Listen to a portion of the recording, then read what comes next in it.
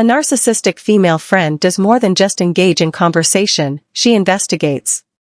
She asks many questions, probing deep into your emotions, experiences, desires, and insecurities. What appears as genuine curiosity is actually a method of extracting information that she can later use to shape how you see yourself and how others see you. She gathers data on what makes you feel safe, happy, and at peace. Your weaknesses, fears, and insecurities. Your relationships and what you need from others. What nourishes and strengthens you. Your ambitions and the things that make you feel alive.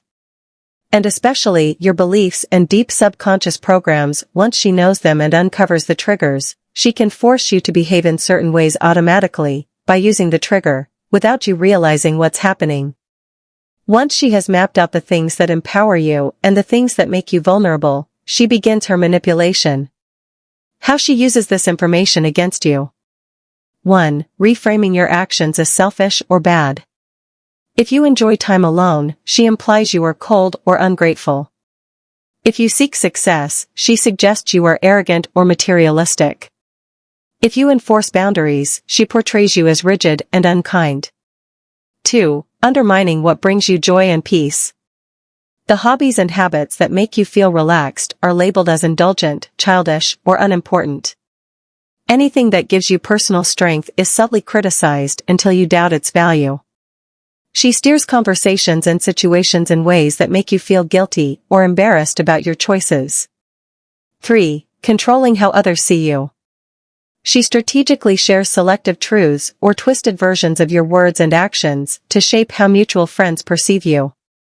She presents herself as a victim of your selfishness if you pull away from her manipulation. She subtly encourages people to see you in ways that match her negative framing. 4. Forcing you into an identity that serves her. She positions herself as the more caring, giving, or reasonable friend, making you feel like the problem. Your positive traits become redefined as flaws, your independence becomes aloofness, your confidence becomes arrogance. You find yourself subtly bending to fit into the version of yourself she has crafted, afraid of being seen as selfish or not enough. The patriarchal lens, a system that always defines women. While these behaviors exist in narcissistic individuals of all genders, female narcissists exploit a societal system already designed to control women. The male gaze of patriarchy has always controlled and dictated the perception of women, ensuring that whatever they do is reframed to serve an external agenda. Women are conditioned to be accommodating, so when a narcissistic female friend invades your boundaries, you feel guilty for resisting. Women are expected to be emotionally open, so her interrogation seems normal, and your discomfort feels like a personal failing. Women's ambitions and desires are often portrayed as vain, selfish, or unrealistic, making it easier for her to plant seeds of doubt about your worth and choices. Patriarchy first pushes women into certain behaviors, e.g., seeking validation, caring for others, self-sacrifice, and then ridicules them for doing so. The narcissistic female friend takes advantage of this cycle. Breaking free, how to protect yourself. 1. Trust your emotional response. If a question feels invasive, trust that feeling and do not feel obligated to answer just because others might. Your standard for privacy and boundaries is valid.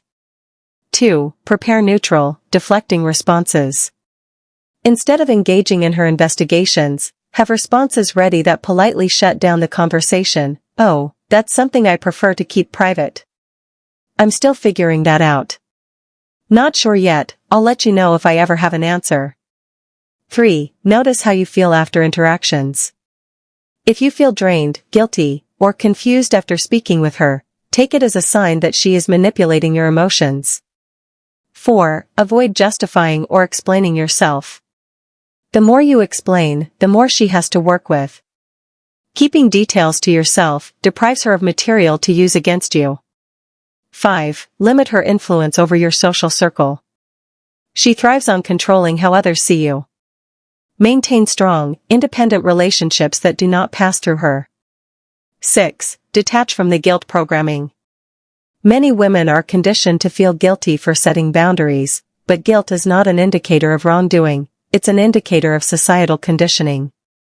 Practice standing firm in your limits without feeling the need to justify them. Conclusion.